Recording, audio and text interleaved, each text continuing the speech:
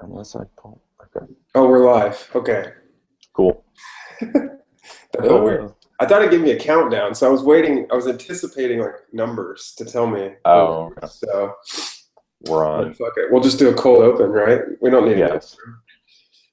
So this is our first Bull Nation Test podcast. I'm Dan Davis. I'm here with Jake Scott, your Bull Nation content creators. Light agenda for the day. We've got a couple of subjects.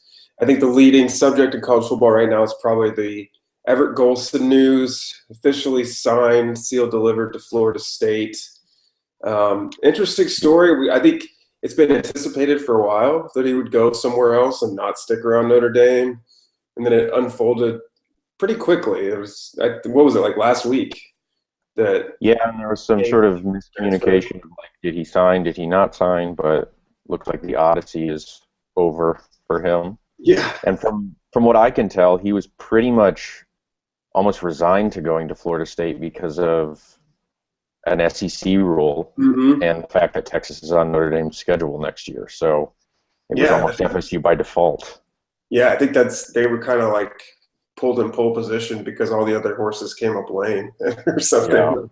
Yeah. I Well, mean, I I don't know how guess much interest. I mean, I think Texas would have had serious interest, barring their issues, but but with swoops, I mean, yeah. swoops or swopes.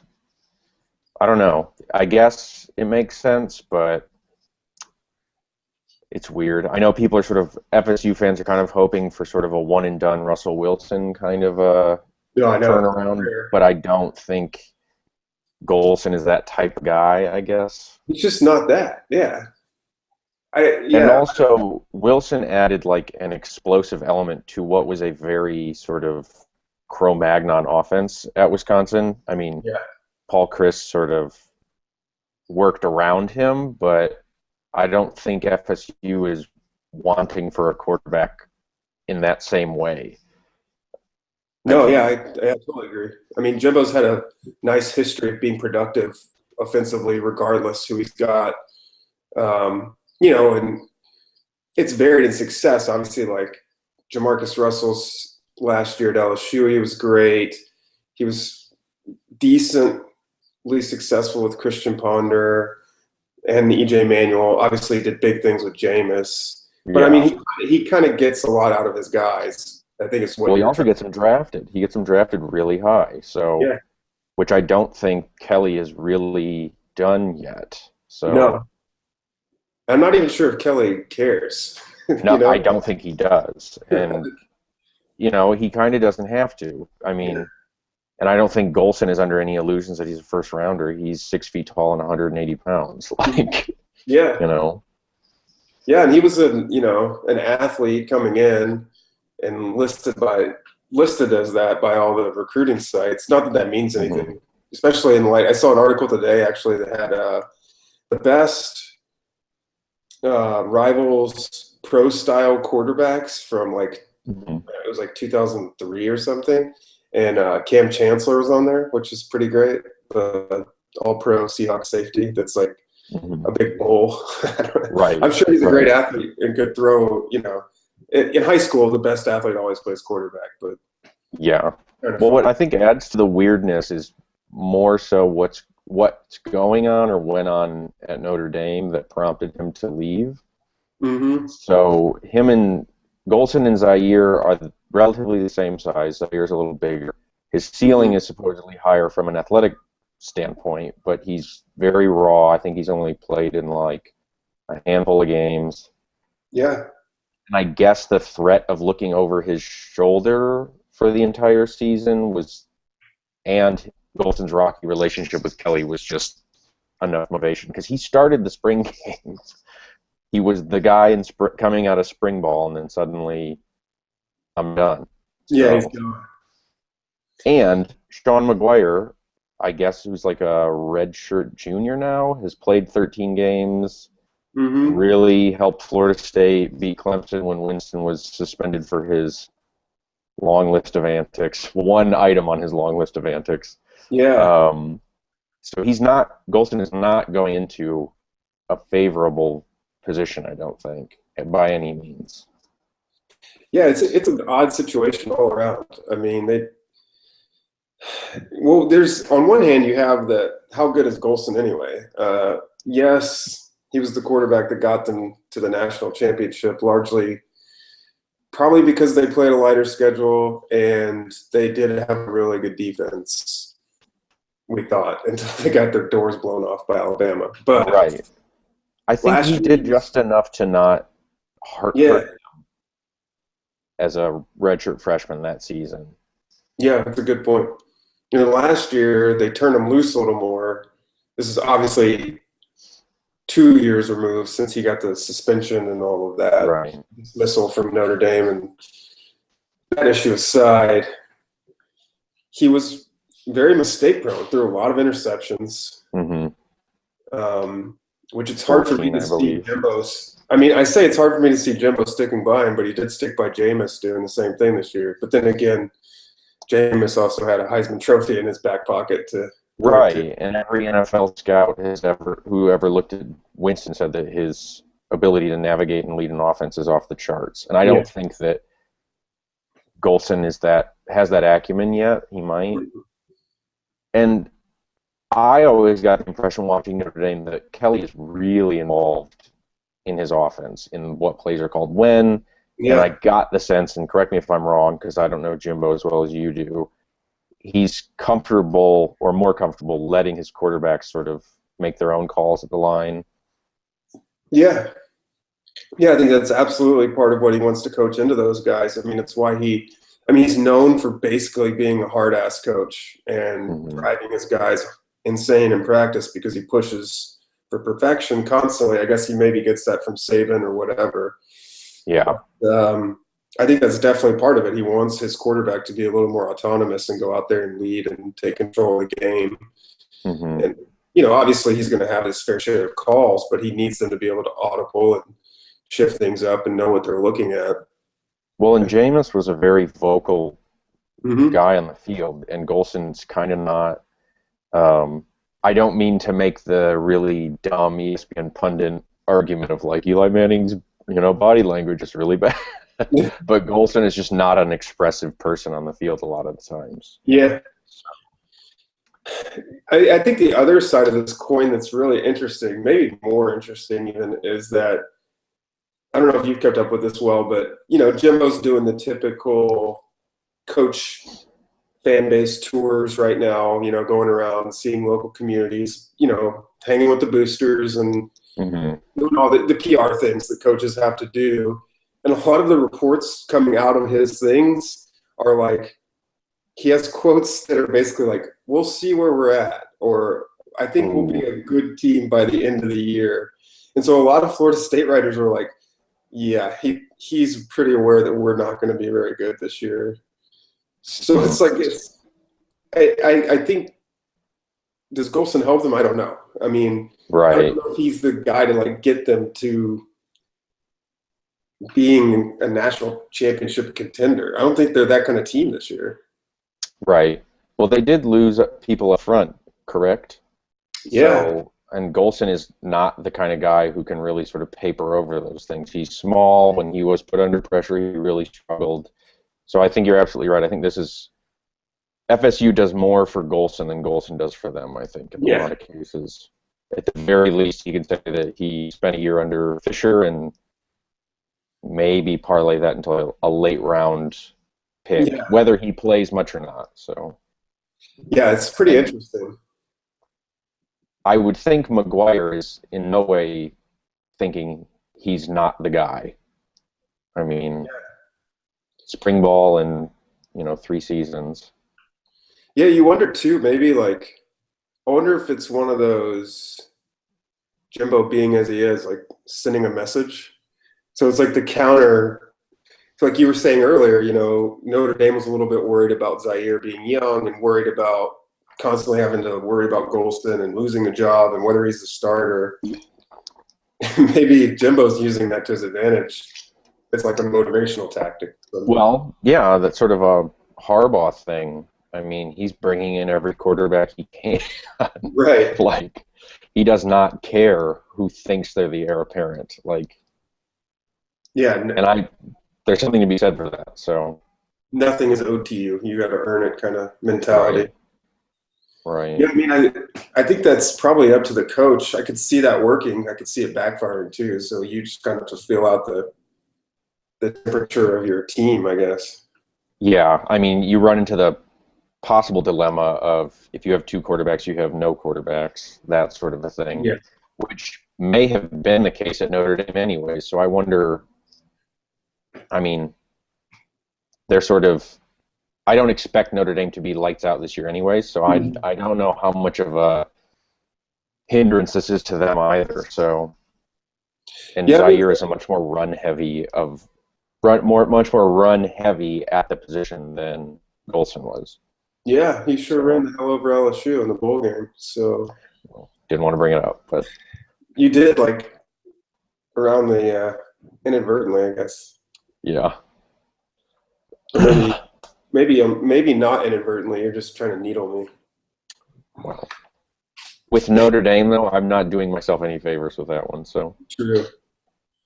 Yeah, I mean, I thought Zaire looked pretty good. We'll see how he comes along as a passer, but yeah. he's obviously a good athlete. He ran the ball well. He's tough. But then, Well, they rotated in that game too. So right. I And guess, in the spring game, I guess he was doing much more like run-based passing, and his accuracy was a little wonky at times. But yeah. I mean, I don't know. Maybe Yeah. the ceiling they say is higher, and if they're playing for the long term, I mean, Kelly's not going to go anywhere. I don't think. No. Yeah, it's super interesting because the spring game thing still throws me because I was even chatting with a couple guys on Twitter. One was like reviewing some Notre Dame tape, and he was like, "Oh, I really like Zaire. I think there's no way they can't go with him as a starter." And another guy chimed in, was like, "Well, I'm pretty sure Golson was the starter." This was, before the announcement, obviously. Right. I'm pretty sure Golson, the starter in the spring game, and that's who they're planning on rolling with. And it was like 2 days later, he announces he's transferring. So some sort of message got sent, or And I wonder, like, did that sneak up on the coaching staff, or did they know? Like, 'cause he obviously can't participate in spring at another school because he had to graduate. So, oh, and that's the other thing. This is sort of a continuing trend where guys, quarterbacks specifically, will try to graduate in 3 to 4 years and get a free year at another institution without having to sit out. And it's sort of become almost like a recruiting pitch because, like, if it doesn't work out here, we can get you through in enough time where you can go somewhere else without penalty. So, hell yeah. And why wouldn't you? I mean, good for them. exactly. It's a smart thing to do. Yeah. Yeah, that has seemed like an increasingly popular thing. There was a couple guys even in the draft this year that I just stumbled upon reading about them the other day, and I noticed like, oh, he played 4 years here, but he actually transferred to this school for his senior season. I was like, oh, really? I didn't even know. Mm-hmm. I couldn't even tell you their name now, but. Well, of the quarterbacks that could have transferred, it sounds like Golson is going to be the only one, other than Jake Rudock from Iowa to Michigan. But like Kevin Hogan stayed at Stanford. Yeah. Braxton Miller is still. I mean, Braxton Miller was going to be the one who went to Florida State. Yeah, he was the big fish. He frankly might have.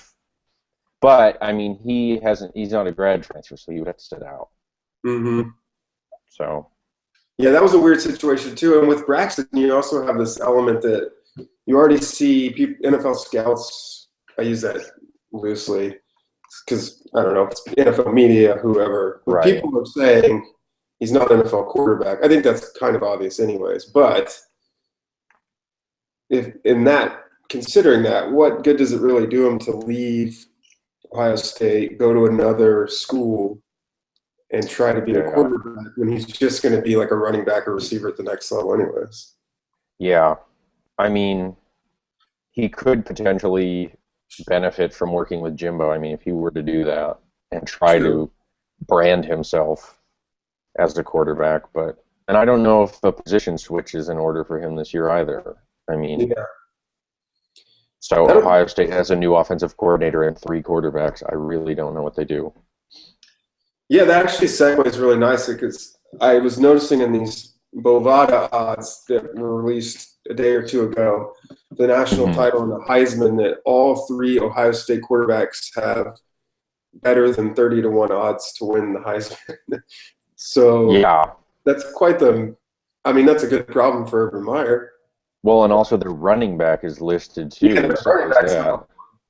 he had the best odds of anybody in the country. But Yeah, and I don't know. I mean, they are a power team.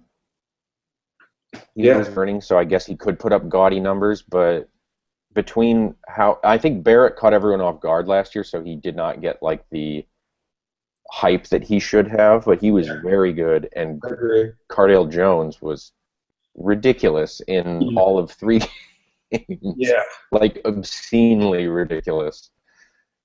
yeah. Not only is he ridiculous, but I think people. Well, he had a few things as factor. First of all, he played on a huge stage every time he played Big Ten championship, Yes, and then he two played huge. well on huge stages too. And then he played very well on those stages. So he benefited from that exposure, but he also seems to just have a lot more personality than JT Barrett, which Yes, JT Barrett seems like the nicest kid in the world, but yes, Ella is like a personality. He's a thing, and he says like funny shit all the time. yes. Get out, or I mean, people still Why do we retweet. have to go to class when we're here to play football? Yes, That sort of thing. still Yeah. retweet them. And now And he's like challenging people on Twitter to like video games. yeah, he's kind of hilarious. Yes. So I hope he wins the job just so we can like see him interviewed every week. Well, and I think any one of them will easily tear up the Big Ten, no problem. I mean, Yeah, they proved themselves to be light years ahead of their competition. But Herman's not there anymore, so it's true. That's going to be interesting. That's probably the biggest thing they have to replace because they didn't lose just a ton otherwise. they return I think 14 starters from across both sides of the ball. Yeah, But yeah, they promoted from within and hired Nebraska's Tim Beck, which was a brilliant idea. So it'll be Urban. interesting. He's good at what he does. Yes, he is. He knows what he's doing. That's for sure. Oh, and not to hot take this or anything, but I do wonder. Take it. I want a hot take. Then I'm going to say that Bosa will be listed as a Heisman contender. He will be the like token defensive player for Joey Bosa. Kong Su of Right. And there was not a defensive player listed on any of these Bovada odds, and there were 60 players. Like Dak Prescott is listed. I don't think that's going to happen. So yeah, I don't think so. I like Dak, but man, Mississippi State lost like their entire team. So right. this year could have been their one like glory run. I mean, I think Mullen's a good coach, and he might pump out 7, maybe 8 wins again. But yeah, and he'll just have to be number good 1 with that. nation. No, Wait into the season. no. And also, though, I feel like obviously this is so early, but so many new players have to commit plays to film that we've never seen. So Yeah. I would imagine that most of who will sort of make up the bulk of the Heisman frontrunners are people we might not have even heard of yet. So Yeah. Well, I did think it was interesting. Go ahead. we didn't mention Boykin and we didn't mention your guy Fournette. So Yeah, that's what actually I was going to talk about Fournette because I was thinking of doing a piece about that I thought would be like some like trendy, like ahead of the curve thing, like not even saying he would win the Heisman, just like I think he'll put up Heisman numbers this year because I really do. yeah, And now it's like that's kind of a moot point because if they're already rating him to be like the second most favorite guy to win the damn thing, then everyone's right. expecting it. So Well, he did hit 1,000 yards last year. I don't know why I put an extra pause in there, but he broke the LSU freshman rushing record, and okay. all the reports from spring are like ungodly. Everyone says he's bigger and stronger, and he's lighter, but he's like more muscular and faster. Okay, but what do you think LSU's record will be? Yeah, I mean, they're 22-1 right now for national title. it's just, If they're an 8-4 team, does he win it no matter what he does? not well. See, I think this is a bigger issue than just LSU. First of all, no, I don't. Second of all, him being a running back may keep him from. Is a running back going to win the Heisman in the next 10 years? I mean, That's a the good position point. is so devalued at this point. I don't know. Not devalued, but it's used differently. Yeah, And it's it's not much like more of a it's not the glory days of Herschel and Bo and those guys where it was just give them the ball and let them go. And right. And in most cases, even audiences don't want that anymore. That would be considered sort of a boring game in many respects. yeah, it's rare that you see that guy. Like I think Melvin Gordon had a couple games last year, and That's then true, though. Samaje Perine. But when they just get hot, that you just keep giving them the ball because it's just magic. But that's still rare. Like most games, Melvin Gordon probably had like 18 touches or something. Not like Right. 40, which used to be a weekly occurrence. So it's how the game's evolved.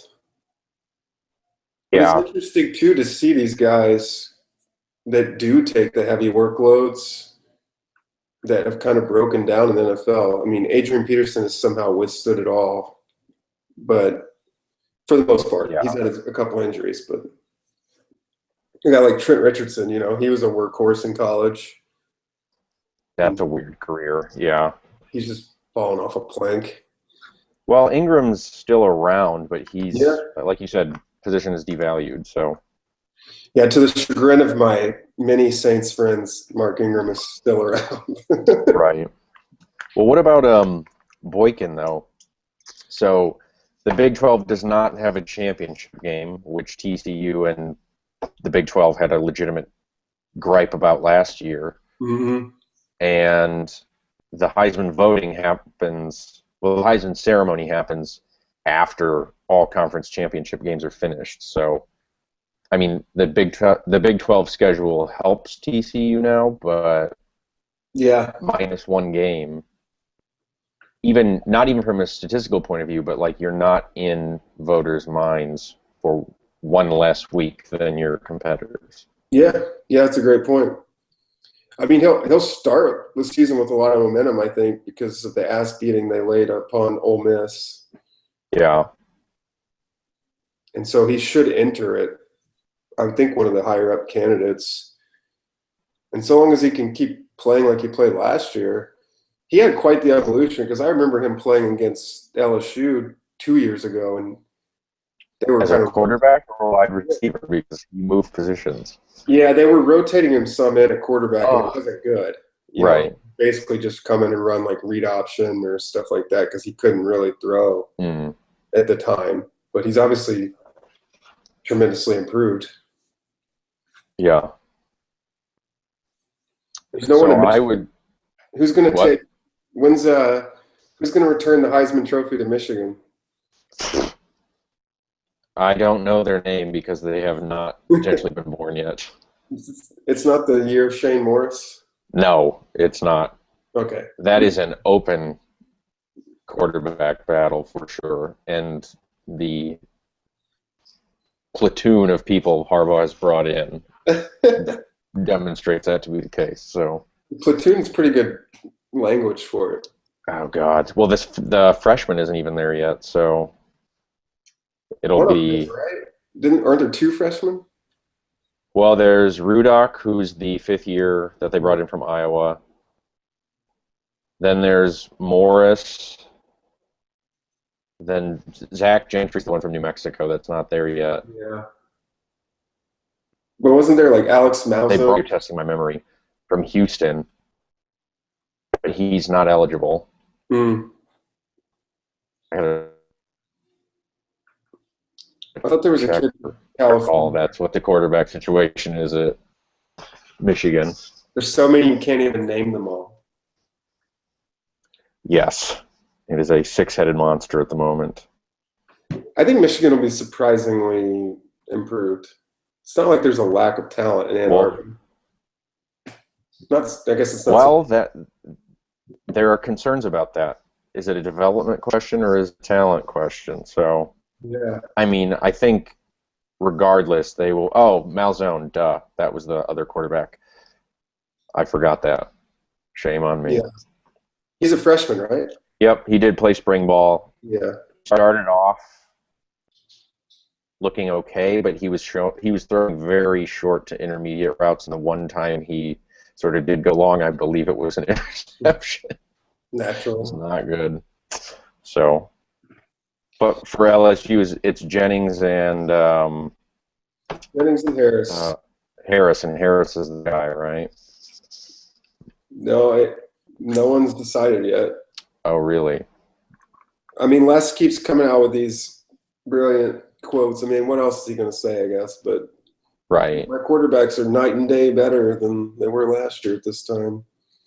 It's like, well, I mean. But which one is the guy? Yeah, I think they want it to be Harris. They just. Well, certainly get that impression last year. If I had to guess, they feel like Harris won the job out of this spring, but they don't want him to rest on his laurels. Oh, okay. Through the summer and into the fall, so they'll keep it open, but go into the summer and fall anticipating him to be the starter. Right. Unless he just like falls off a map, which is apparently what happened last year after the Auburn game. But well, they have Fournette to sort of fall back on if anything happens, I guess. Yeah, I hope that doesn't happen for his sake. That'll be a brutal season. It'll be a heavy dosage of run again in Baton Rouge. There's no doubt about that. Well, but I'm we'll see what happens. It's very, very early. The last thing was, I'm sorry, I keep laughing. Every time I see an article about this story, I just laugh more. You should just laugh anytime you see Delaney's name because you know it's going to be ludicrous. Well, it's funny.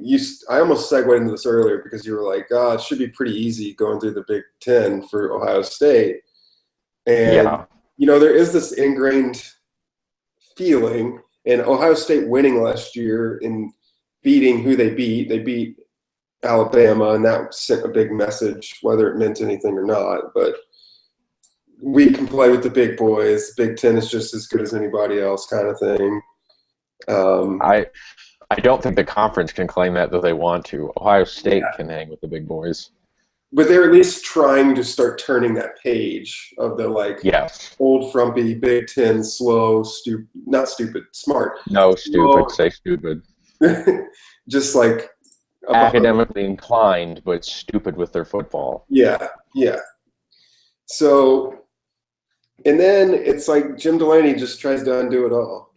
All the progress that Urban Meyer and progress that they're making of ushering Big Ten into the modern era of football, and you hire Harbaugh. Right. That's like, okay, we have two big-time elite coaches who are winners and it's successful, and then even our mid-tier guys are pretty good. Like Jerry Kill's got Minnesota at a good, respectable level, and I guess Nebraska was unhappy, but they hired a coach, and that has yet to be determined. Yeah, that was a bad example. Sorry, let's forget about Nebraska.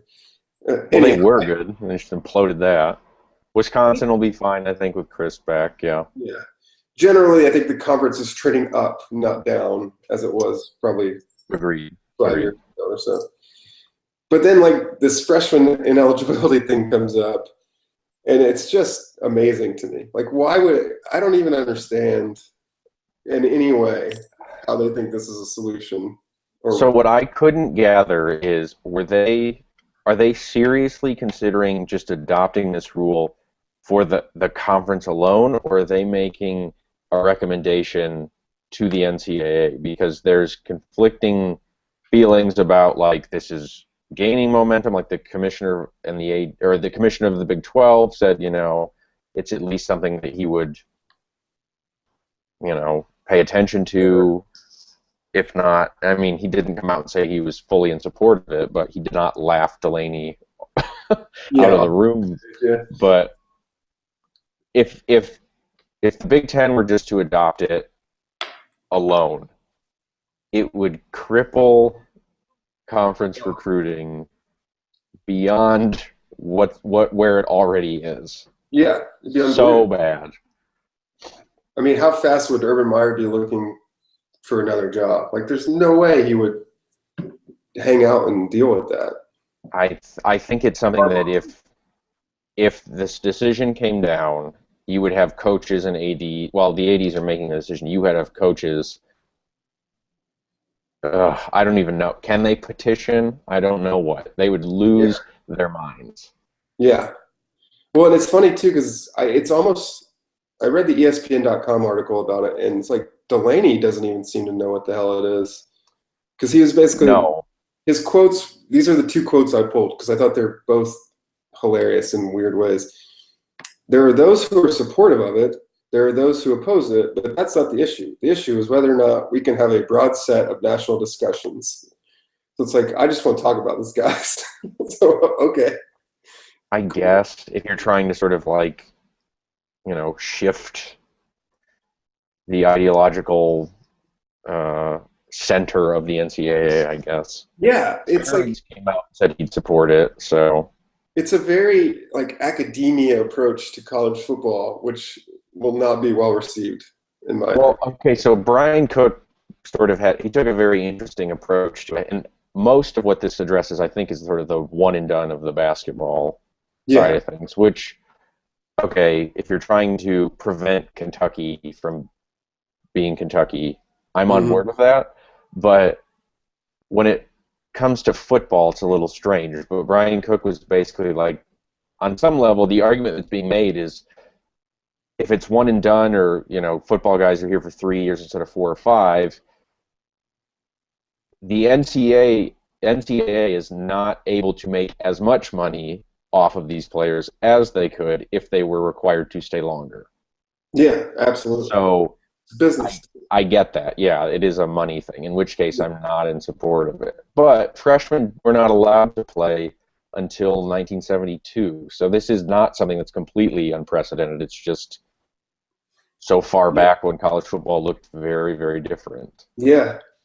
Well, that's what makes me wonder, like, is Delaney into this because it's like, well, back when I was young, we didn't need freshmen. Is it like this old dog mentality that they have that, I don't know. He started to go after over-signing as well, and that I would much more appreciate him bringing up. yeah, that would be But something that should deserve a little more um, review and oversight than yeah, this particular issue. but so far Delaney and the Big Ten just seem to be trumpeting freshman ineligibility and anti-unions. Like that's not a good thing to be known for in a mediocre conference. So This other quote he gave, this is hilarious. I think it sounds like he got blindsided or something. He just is saying words. I don't even. He says, "There's no simple answer. There's no one answer. This is not an answer standing by itself, and it's not ready. It's not mature enough to be a proposal. If it were, it would be a proposal. Instead, it's an effort to encourage discussion about the importance of education, and it's happening. So for that, we're happy." So, So is this just an intellectual exercise to him? Like yeah, have a position, man. Like yeah, that was like intellectual masturbation. Is basically. set a tone. Yeah, set a tone. Like here's where I'm coming out on this issue. I would hope fellow ADs would sort of get on board, or not fellow ADs, but ADs would get on board. Ugh. Yeah, he can't, but he doesn't have enough like gumption to even stand by that. Well, so I don't have a ton of knowledge on a bunch of programs outside of the Big Ten, but there are programs within the Big Ten that have a very set sort of policy with their recruits on we redshirt everybody. Michigan State and Wisconsin, they've basically always done it. So any guy that D'Antonio has put into the league, which as of late have been quite a few, and Michigan State has actually always put a lot of people in very quietly. But pretty much all the guys D'Antonio is producing are fifth-year seniors. Yeah. So, but D'Antonio is sort of making his name on unheralded recruits. Yeah, he has. So, Well, there's I kept thinking about this. Sammy Watkins doesn't happen if you make him take a red shirt. Like, yeah, it's exactly. but there's only one Sammy Watkins, so maybe that's not fair. Oh, there's plenty of examples, though. I mean, Yeah, Whoever. Adrian Peterson, Reggie Bush, Leonard Fournette's in the game right now. yeah. But I So don't know. Does it take pressure off players?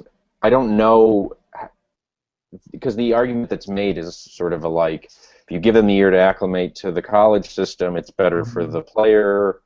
But then there are also philosophies of like do away with redshirts entirely, and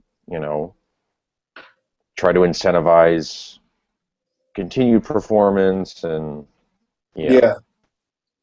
Yeah, I think I the don't game know. is on the brink of doing this sort of it's a seesaw of like this amateurism debate and the union debate that you were just Yeah. referenced a little while ago, and whether or not players should be compensated. And it's going to take the sport in an entirely new different direction.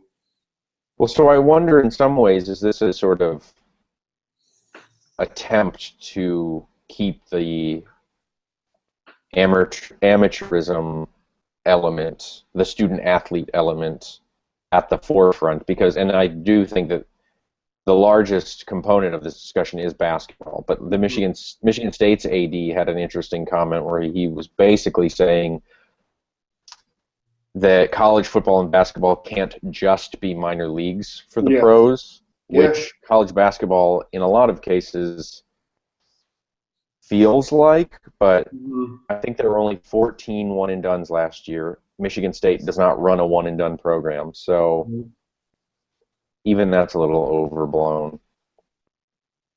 Yeah, it really is. It's I don't know. It's interesting. We could probably do a whole episode on that subject alone. Well, we definitely could. Well, if anyone, I don't know. The Big Ten is not in the best of places right now, and they're not choosing their battles wisely. Yeah, I think from the sound of it. I think that's the biggest thing. Is like I feel like Delaney had this opportunity to capitalize off this momentum of like winning the national title and like Satellite camps, like super successful, and Michigan State's in the Final Four again, and all this stuff. And then he's like stumping for some stupid rule from the 70s. Like, wow. Yeah. Really? And for academic purposes. Yeah. Yeah.